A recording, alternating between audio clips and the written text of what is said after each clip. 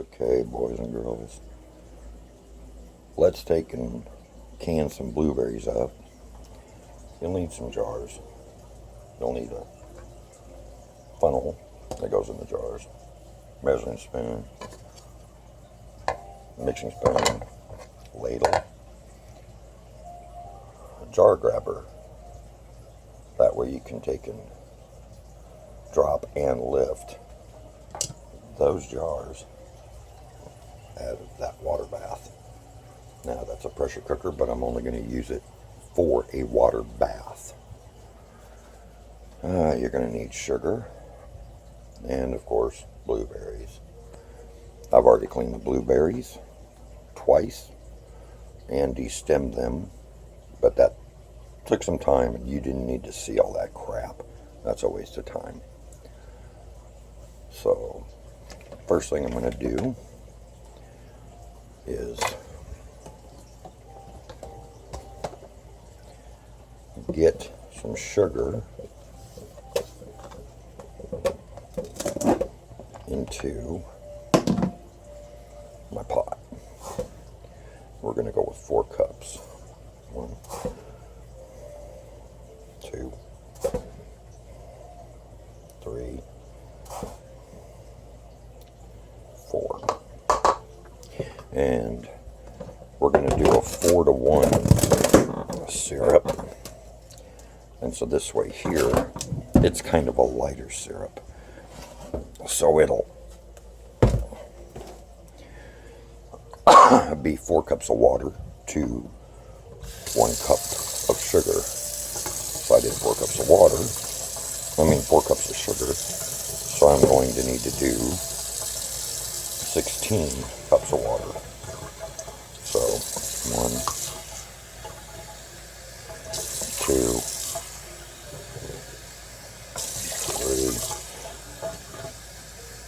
3, and of course I'm making more syrup than I need. It's better to make too much than not enough and have to come back and make more. 7, 8, 9, 10, 11.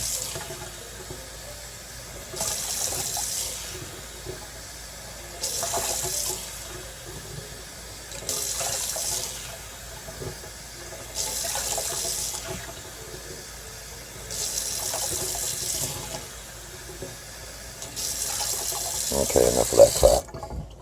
There's our 16 things of water. Then we're going to take cinnamon,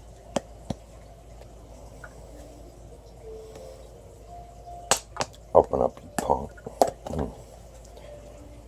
and I say 1 tablespoon, so yeah, that should be fine. Screw it, a little more. And mix it up. Move this over to the stove.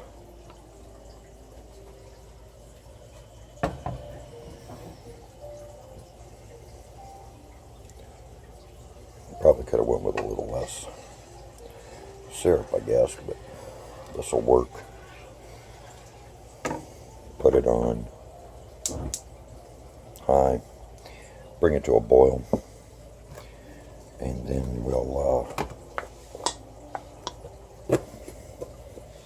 turn it down and let it simmer for about 5 minutes. Let the cinnamon permeate through. I got the wrong jars.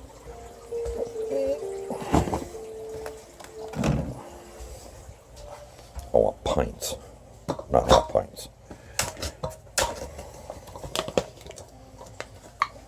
Alrighty.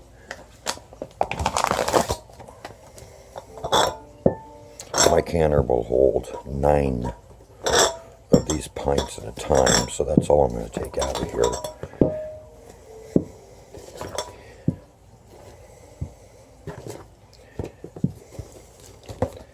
I'll put the rest up on this bucket of blueberries. Alrighty, now what we'll do is come over here.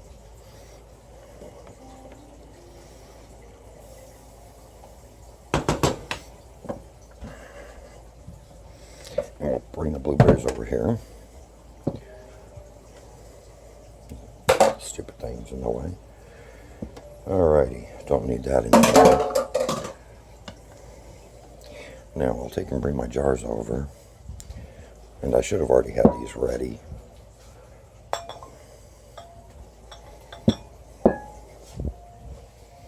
But this won't take long. And what I'm going to do is I'm going to fill these with the blueberries after I take the lids off and clean them and get them hot and everything. But I will fill these with blueberries, and I'll be back when I'm doing my last jar. Okay, I'm back. I'm down to my last jar of filling this stuff up. That's to preheat the jars. They're already sterilized, but that's just to get them warmed up so that when you put that simmering hot syrup in here, you don't have a shock to the jars and they blow up on you, because nothing's worse than that.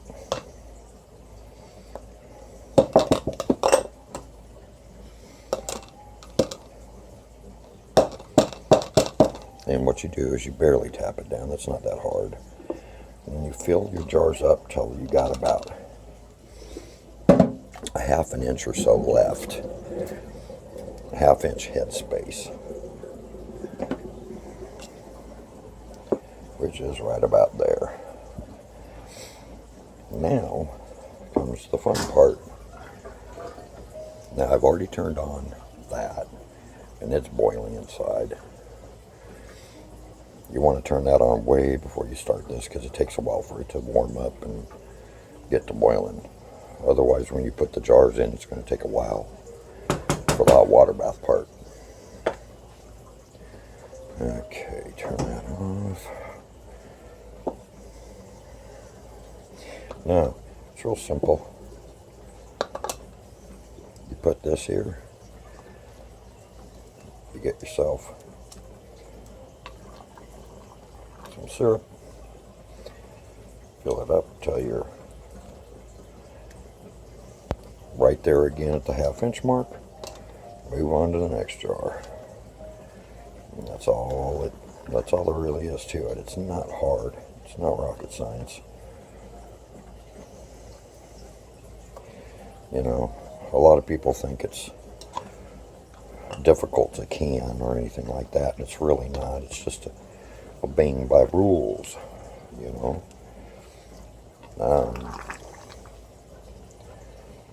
You don't put ice cold jars into boiling water. That's how they shatter out. And there's a certain amount of time that things have to be water bathed for, or pressure cooked for. Now, fruits, most fruits, are an acidic type food. So they're high in acid, so you don't have to pressure cook them. Whereas meats and vegetables are either low or no acid, and those require you to use a pressure cooker. I won't be using the pressure cooker today for anything more than just a hot water bath. But trust me, it's not as big and nasty as people think either. You pay your attention, and you don't have to worry about them blowing up on you. I've never had one get even close. Most of the modern ones already have locks on them to where they won't even let you take the lid off until it drops to 0 pounds. You know, so to actually blowing up nowadays while doing pressure cooking, you pretty much have to be meaning to do it, or you got an old one that's a piece of crap. That's all there is to it. Oh, no, just a little. Now, what I'm going to do now is I need to put the rings and the lids on. And what I'll do is I'll take a paper towel, get it damp, and I'll wipe the rings on this. And while I was waiting for all this to cook up, I heated the rings up in water. Do not boil your rings. You just pour boiling water over your rings. So I'll see you when I get done putting the rings on. Okay, I've moved the hot water bath over here from the back. You can see, nice slow boil. It was up to a rolling. And I've already wiped all the rims. This is the last one. You put it on. And then you only want to go finger tight. Any more than that, you're going to make your life miserable when it comes time to take the rings off. And now, you just grab them with that thingy and put them down into the hot water bath. And you want to make sure there's 1 to 2 inches of water over the top of them after they're in there. If not, if there isn't that much, you're going to need to add some more hot boiling water. Never pour it directly onto the rims or the jar lids. And we're going to process this for 15 minutes in the hot water bath, and that's recommended by the National Food Preservation, whatever it is, out of University of Georgia. And we don't start counting the time until the water's back up to a boil, which shouldn't be that long. You see, the water was already hot enough to where it's already starting to boil.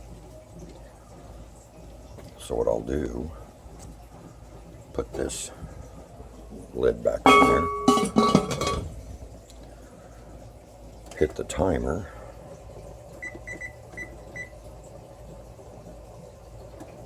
no,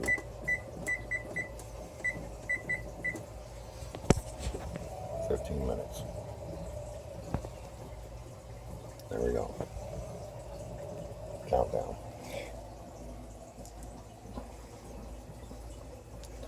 And I'll see in about 15 minutes when I take them out. Okay, real quick, while it's still going, still got a little over 6 minutes left. You want to make sure that you always have a towel down when you go to pull these jars out, because you don't want to put them directly onto a countertop. If you got these piece of crap melamine counters, it could make them lift or even possibly burn them. But if you've got like granite, quartz, or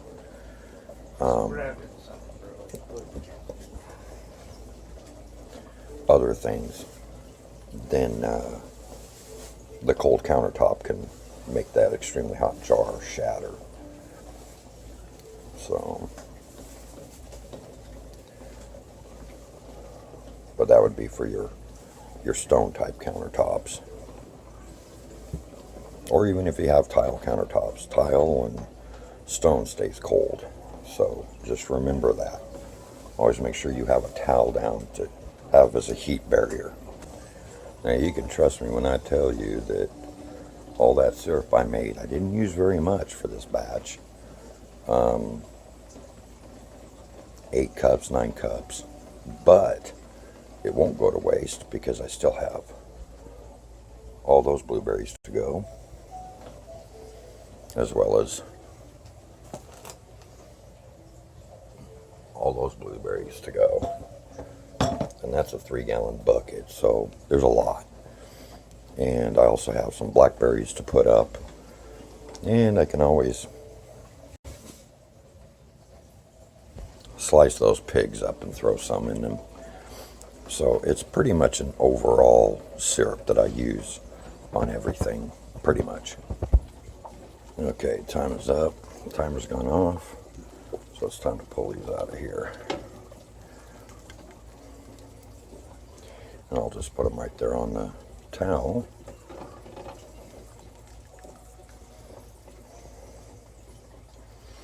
And then once I'm done with this,